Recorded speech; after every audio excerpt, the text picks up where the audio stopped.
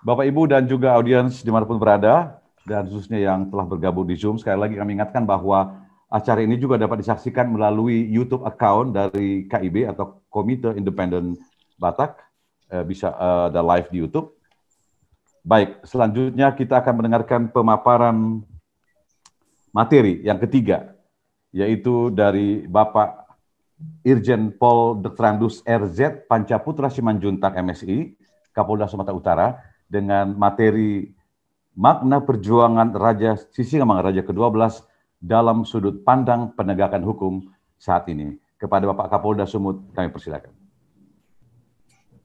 Ya, terima kasih Pak Edi selaku host. Saya sampaikan dulu salam. Assalamualaikum warahmatullahi wabarakatuh. Shalom, salam sejahtera untuk kita semuanya. Om Swastiastu, Namo Buddhaya, salam kebajikan. Saya harus sampaikan selalu salam hormat dari kita bangsa Batak yang selalu dengan menyampaikan salamnya yaitu Horas. Horas. Jua-jua. Yahoo. Ahoy. Terima kasih Bapak Ibu sekalian yang saya hormati, Pak Tagor Arwan selaku Komite Independen Batak, masyarakat Batak yang memfasilitasi acara ini, dan teman-teman dari Surat Kabar SIB. Terima kasih, hari ini kita memang memperingati kematian atau wafatnya pahlawan nasional Sisingamangaraja genap berusia 114 tahun tanggal 17 Juni 2021. Ini merupakan, beliau adalah salah satu pahlawan nasional bangsa kita, bangsa Batak, yang memberikan contoh dan teladan yang cukup baik. Dari apa yang disampaikan oleh para pembicara tadi yang terdahulu, sudah disampaikan bagaimana perjuangan dan semangat juang dari Raja Sisingamangaraja ke-12.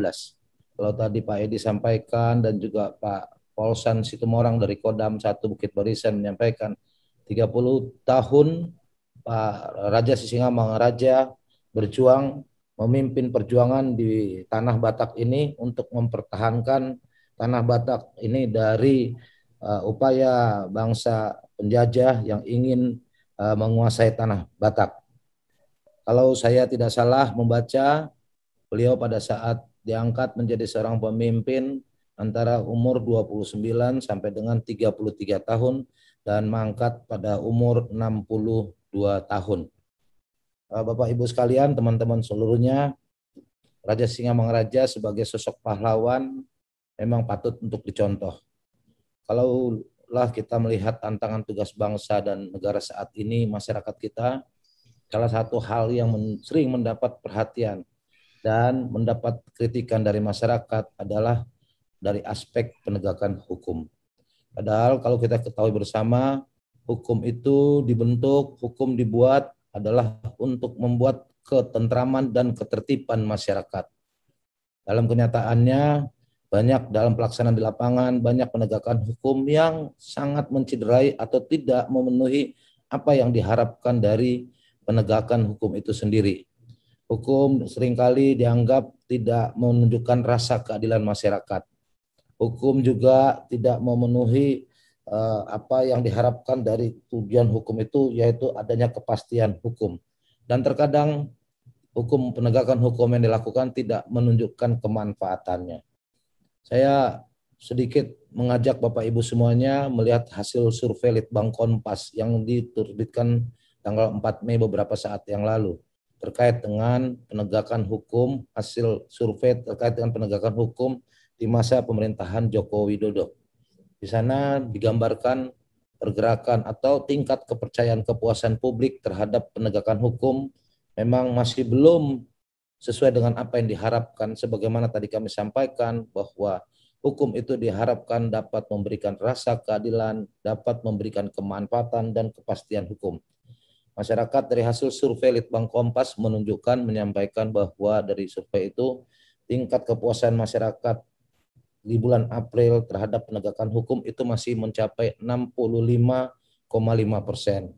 Memang dibandingkan hasil survei sebelumnya pada bulan Januari yang mencapai 63,4% itu ada peningkatan. Tetapi gambaran peningkatan ini pada kenyataannya belum memberikan hasil atau gambaran yang memberikan tingkat kepuasan masyarakat terhadap masalah penegakan hukum. Kenapa ini bisa terjadi? Sebagaimana tadi kami sampaikan bahwa terkadang proses penegakan hukum itu sangat diwarnai oleh faktor-faktor yang mempengaruhi penegakan hukum itu sendiri. Apa itu? Kalau para ahli mengatakan ada beberapa faktor. Yang pertama adalah undang-undang itu sendiri, yang kedua adalah aparat penegak hukumnya. Nah, ini menjadi hal yang penting untuk kita ketahui, termasuk juga budaya masyarakatnya, serta beberapa faktor lainnya yang mempengaruhi penegakan hukum itu. Saya ingin pada kesempatan ini mengangkat dan mengajak kita bersama bahwa dari 5 faktor yang mempengaruhi penegakan hukum itu, saya menilai sebagai aparat penegak hukum, maka yang memiliki peran penting untuk mendukung suksesnya penegakan hukum dan mencapai tujuan penegakan hukum itu adalah aparat penegak hukum. Ini menjadi hal penting untuk diketahui oleh seluruh aparat penegak hukum dan kita bersama. Kenapa? Dengan aparat penegak hukum yang memiliki integritas, memiliki pemahaman, dan mampu menjalankan tugasnya sebagai aparat penegak hukum yang baik, maka niscaya penegakan hukum yang bertujuan untuk memenuhi rasa keadilan, kepastian hukum, dan kemanfaatan itu bisa akan dicapai. Bapak Ibu sekalian, saudara-saudara sekalian yang saya hormati, ini menjadi tantangan oleh seluruh aparat penegak hukum, termasuk saya sendiri selaku Kepala Kepolisian Daerah Sumatera Utara. Bagaimana setiap aparat penegak hukum mampu menjaga nilai-nilai yang tadi saya katakan, menjaga nilai-nilai integritas, semangat juang, memiliki prinsip. Ini yang harus dipegang setiap aparat penegak hukum, sehingga apa yang diharapkan oleh masyarakat, terwujudnya penegakan hukum yang berkeadilan itu bisa tercapai. Bapak Ibu sekalian, host yang saya hormati, Raja Singamangaraja adalah contoh. Selain beliau sebagai pahlawan nasional, sebagai pahlawan di daerah Sumatera Utara, beliau sudah menunjukkan gambaran dan menampilkan nilai-nilai yang patut untuk kita contoh bersama, termasuk aparat penegak hukum dalam hal ini. Bagaimana materi yang disampaikan oleh host atau panitia yang meminta kepada saya bagaimana makna perjuangan Sisingamangaraja 12 dalam aspek pandangan penegakan hukum saat ini. Maka kalaulah saya bisa menyampaikan nilai-nilai yang ditanamkan oleh Raja Sisingamangaraja sebagai pahlawan nasional yang tidak pernah menyerah, tidak mau memperjualkan apa yang dia miliki, tidak mau memberikan apa yang dia miliki kepada para penjajah Belanda.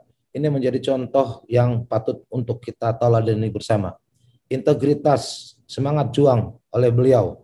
Saya mengutip sedikit dari literatur yang saya baca, meskipun saya orang Batak, tapi saya coba untuk memahami bagaimana Sisingamangaraja dalam perjuangannya.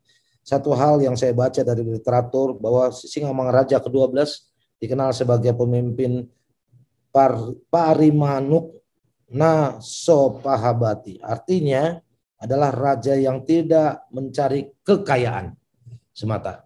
Kenapa itu bisa dimaknai seperti itu? Karena Raja Sisingamangaraja tidak mau mengikuti apa yang disampaikan oleh pemerintahan Belanda. Hingga pada akhirnya beliau diserang oleh pasukan Belanda yang disebut dengan Marsose dan pada akhirnya meninggal pada tanggal 17 Juni tahun 1907.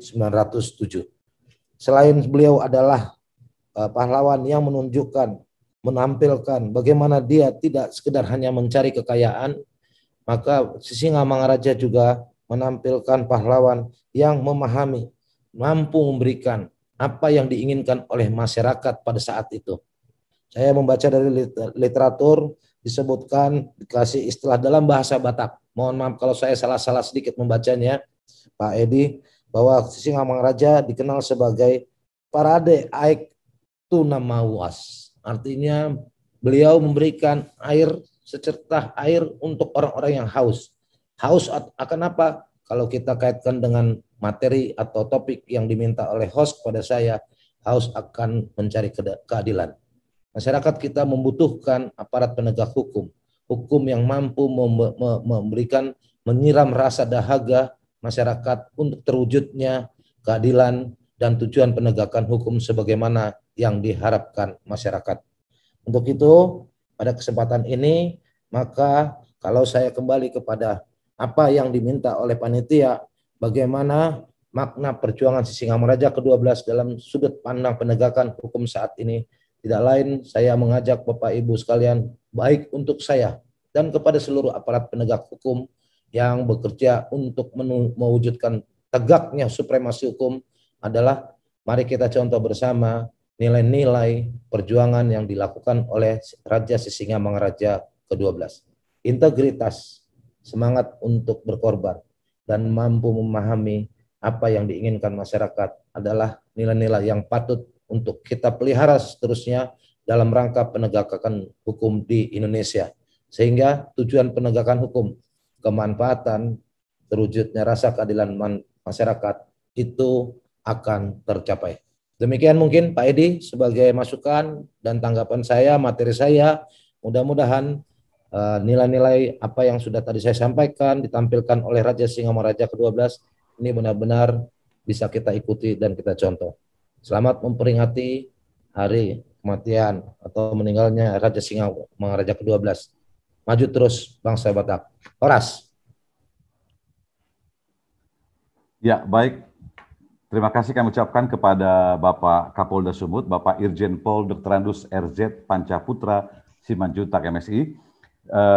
Tadi materinya sangat bagus sekali, dan saya catat di sini adalah tadi ada nilai-nilai perjuangan Singamaraja ke-12 yang mempunyai integriti, kemudian punya juga spirit, semangat juang dan prinsip. Dan tentunya dengan memiliki sifat-sifat ini diharapkan kita bisa mempunyai komitmen untuk lebih dipercaya oleh publik, khususnya di penegakan hukum. Dan kita juga berdoa tentunya semoga Sumut di bawah Bapak Kapolda, kepercayaan publik terhadap penegak hukum lebih baik lagi, Pak. Sukses buat Polda Sumut.